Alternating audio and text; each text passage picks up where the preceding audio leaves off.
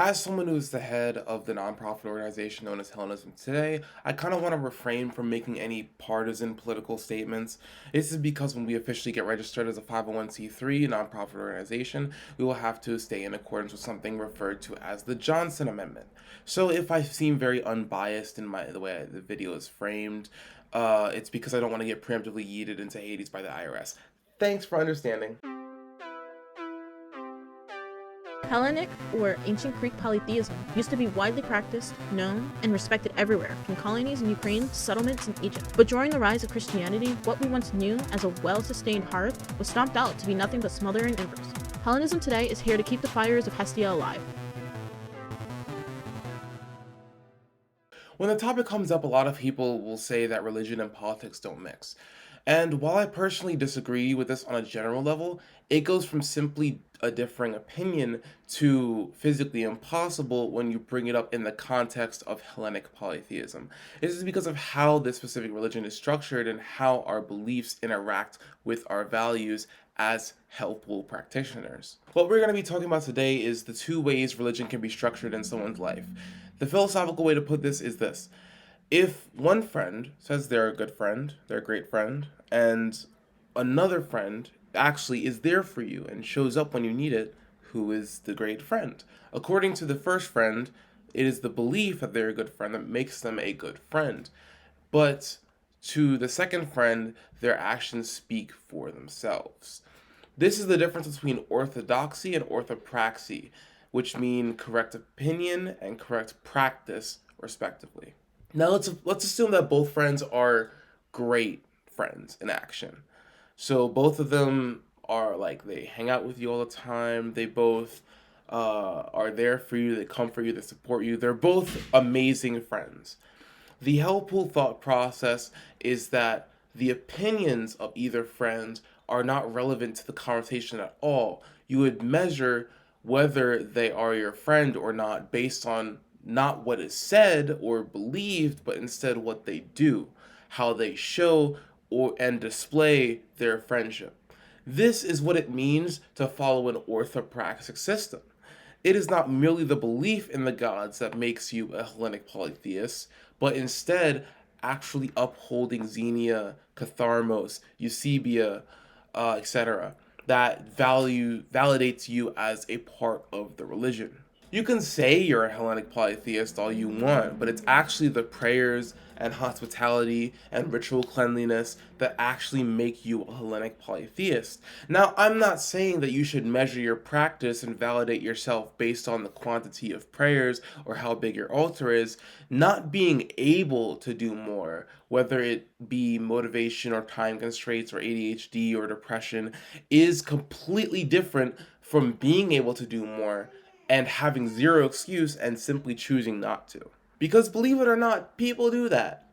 Focus more on upholding the values of Helppool through your actions as opposed to stressing about less important things like, again, how big your altar is or how many times you pray. That's not really important as much. As I mentioned earlier, Xenia is a huge thing.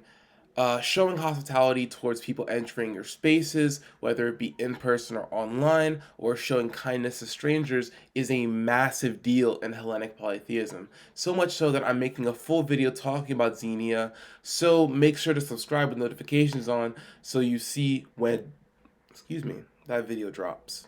But anyways, now that you know what orthopraxy is and how it pertains to Hellenic polytheism, let's talk about politics. So, when it comes to what religion and politics are respectively, you have to zoom out a little bit. At its core, your religion is your structured set of beliefs, and politics, on the other hand, is at its core how you enact those beliefs. If someone is leading a political campaign, that means they're campaigning on a belief and actively trying to get people to support the belief through different methods of outreach. This is why, in general, I see it to be very difficult to separate religion and politics because many of your values will stem from or be altered by your religion. When you are actively advocating for or pushing for action to instill a belief into a group of people, that is at its root what politics is. Sound familiar? Well, that's because when you describe these two concepts in this way, you get a direct parallel to orthodoxy and orthopraxy. If religion is described as your beliefs and politics is the action you take based on those beliefs, then that means that religion is inherently orthodoxic and politics is inherently orthopraxic. But wait, I just said that Hellenic polytheism isn't orthodoxic, so how does that work? Well, there will always be an orthodoxic aspect to a religion. For example, if I said that Hermes is the king of the gods, that would not be the correct belief because Zeus is the king of the gods. The reason why we still value somewhat correct beliefs in an orthopraxic religion is because, as a lot of philosophers will say, the correct belief naturally leads to the correct practice. That is why we still value some sort of correct belief on a macro scale. On a micro scale, though, the correct belief starts to matter less and less. For example, according to Hesiod, Aphrodite is the motherless offspring of Aranos. But according to Homer, Aphrodite is the daughter of Zeus. Here there would be a time when the so-called correct belief is debated and unclear. But whether you believe Aphrodite is the daughter of Zeus or Aranos, the correct practice would still apply. In both cases, you still perform the same prayer posture. You still perform the same ritual cleanliness, washing your hands. You still show the same desire for reciprocity with that goddess. Now you're beginning to see the full picture. As said in my video intro, Hellenic polytheism used to be widely practiced, known, and respected from colonies in Ukraine to settlements in Egypt. This is an important fact to know because it gives you a sense of how widespread its influence had on the ancient world.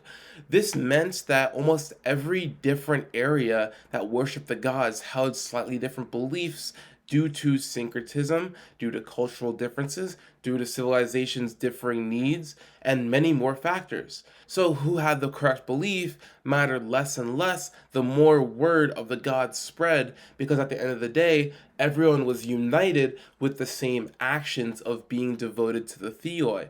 In the same way, I can believe in one thing, but not believe in another thing, but still align myself with a specific political party.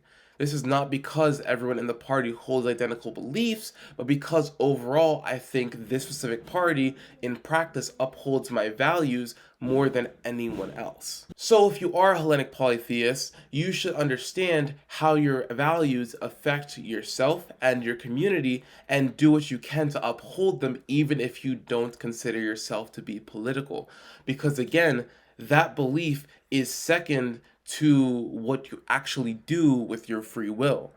Don't be scared to voice your opinions. Don't be scared to correct people on their incorrect practices.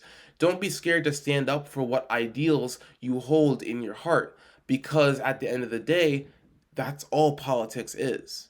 Standing up for the ideals you hold. And if your belief is that Hellenism today is the greatest thing since sliced bread, then the correct practice would be to go to our website linked below and hit join.